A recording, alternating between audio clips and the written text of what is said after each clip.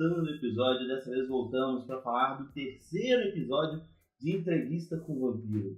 E assim, esse eu achei assim, o episódio mais intenso em relação à história, ao cerne ali dos acontecimentos, das coisas.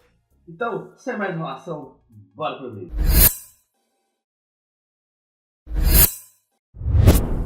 E aí, galera, voltamos aí com esse terceiro episódio de Entrevista com o Vampiro, que foi um episódio que nos mostrou um pouco mais assim, de como surgiu a questão do Luis não querer matar mais, né?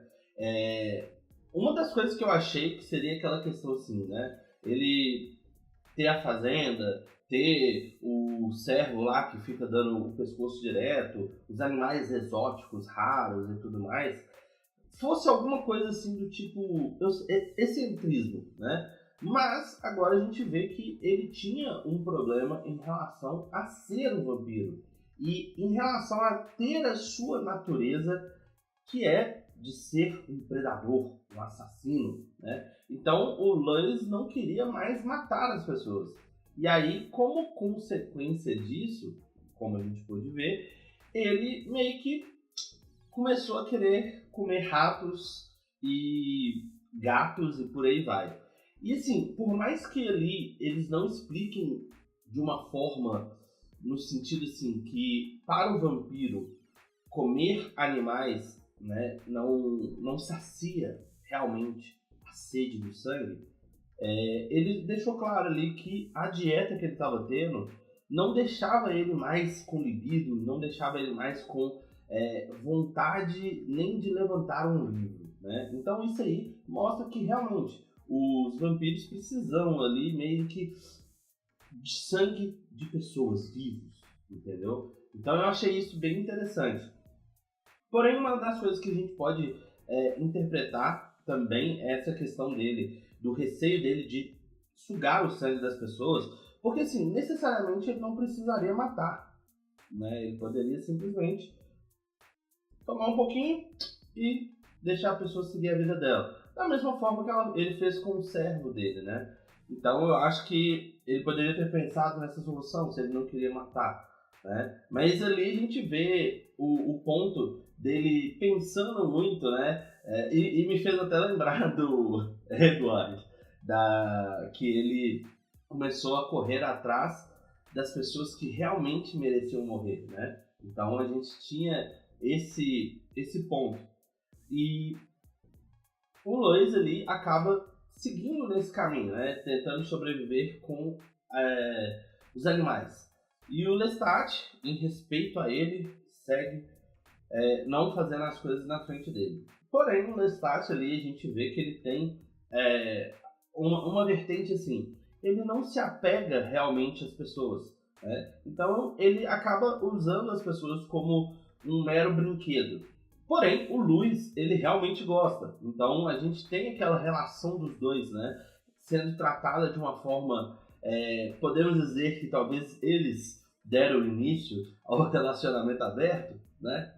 Vai que colhe, né? Mas assim, eu achei bem interessante esse ponto de conflito dos dois, né? Porque é aquela coisa, por mais que eles se odeiem, eles também se amam. Então fica uma coisa meio ambígua ali e às vezes até talvez o Luis não sabe lidar com esses sentimentos tão bem, né? E talvez o próprio Lestat também não sabe lidar tão bem, mas ele respeita o Luis acima de qualquer coisa. Eu acho que esse é um ponto bem interessante. Porém, a gente tem um momento ali do episódio que o repórter questiona o Luis sobre os pontos que o Luis falou. Porque em 3 vezes que eles tiveram os seus encontros, as histórias não batiam. Então, nesse ponto, assim, as histórias não bater, ele questiona, e aí o Luis aborda com uma questão de mas é minha odisseia, que não sei o quê. Então, acaba que o repórter, né, o jornalista, descarta todas as fitas e todas as cópias. E aí o Luis faz elas pegarem fogo. Eu achei bem interessante também pelaquela questão, né? Dessa história, né? Isso me fez pensar, até qual parte realmente aconteceu, né? Porque a gente está tendo a visão do Lois, mas se tem contradição na história, pode ser que as coisas não aconteceram da forma que ele está relatando. É um ponto, né, que abre para a gente pensar. Não significa que ele está mentindo também, mas é aquele negócio. Às vezes a gente pode contar algo que nos convém. Ou também tem aquele outro ditado, né? Quem conta um ponto sempre aumenta um ponto. E aí pode ser que agora o Luiz esteja aumentando um ponto ou contando a verdade. Das outras vezes ele não contou tudo o que realmente aconteceu, né? É um ponto que a gente pode interpretar, podemos colocar dessa forma.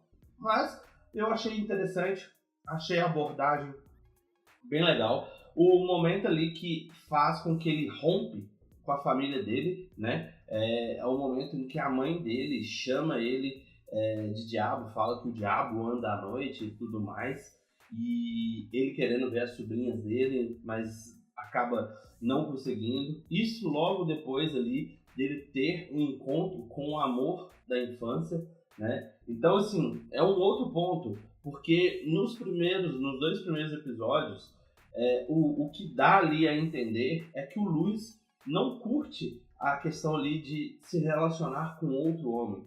Porém, ali nesse episódio, acaba sendo desconstruído isso de uma forma extremamente interessante.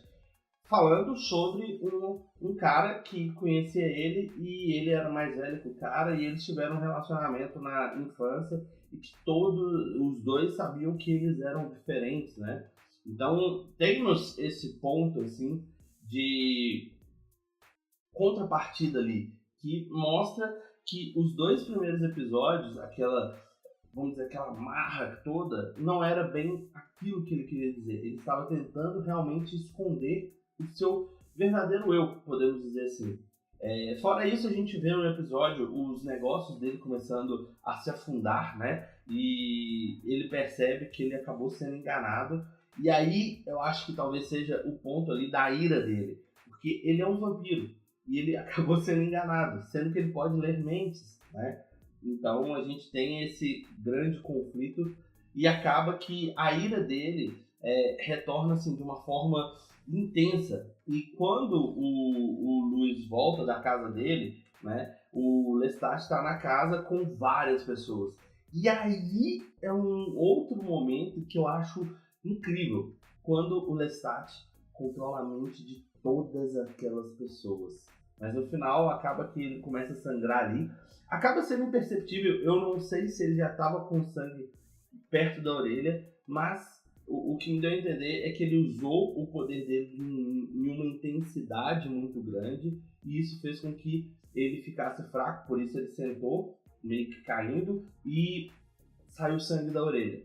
Então eu acho que, assim, até mesmo para eles talvez tenha um limite de mentes que eles podem controlar, ou talvez tenha um limite do quanto eles podem usar os poderes. Que aí também justifica do porquê o Luiz acabou sendo enganado pelas pessoas lá que queriam vender o negócio para ele e ele comprou. Então, justificaria todo esse ponto. Pelo menos é a minha visão, assim, né? Eu acho que é o ponto que a gente pode perceber tudo isso. Mas acaba que, num momento de raiva, o Luiz se entrega para o demônio que ele é. E aí ele acaba fazendo lá o governador de bode expiatório, podemos dizer assim, e como consequência disso instaura uma guerra nas ruas, né? E ali ele meio que desesperado porque ele sabe, né, que ele é o responsável daquilo e pessoas inocentes estão pagando por aquilo. Mas o negócio dele está sendo queimado e tudo acontecendo, e aí ele sai para as ruas e acaba ajudando alguém, aonde que finaliza o episódio. E aí tudo isso eu achei assim incrível o ponto da narrativa que eles trouxeram. O questionamento do você me falou uma coisa, agora é outra, e isso não aconteceu apenas uma vez, aconteceu mais vezes. A questão, né, dos diálogos sobre a questão da raça, né, que eu acho que é interessante, são diálogos bem profundos e que, assim, de certo modo, a gente tem que quebrar um pouco desse tabu. É a forma com que as pessoas tratavam os negros naquela época mesmo, né? E ainda trata hoje. Então, da mesma forma que é uma pegada antiga, né?